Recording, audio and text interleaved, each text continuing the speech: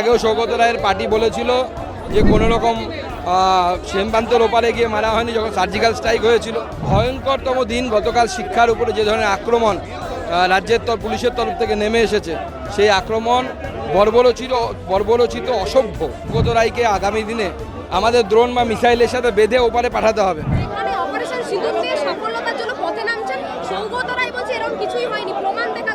দেখুন, এর আগেও সৌগত রায়ের পার্টি বলেছিল যে কোনো রকম সীমান্তের ওপারে গিয়ে মারা হয়নি, যখন সার্জিক্যাল স্ট্রাইক হয়েছিল।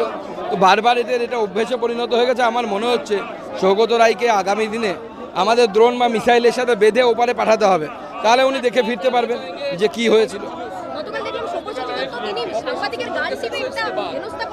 গালটেপা অভ্যেস তো, সেটা সাংবাদিকা বা অন্য কেউ মানে ঠাহর করতে পারেনি আর কি। গালটিপে টিপে অভ্যেস তো, কি করবে না।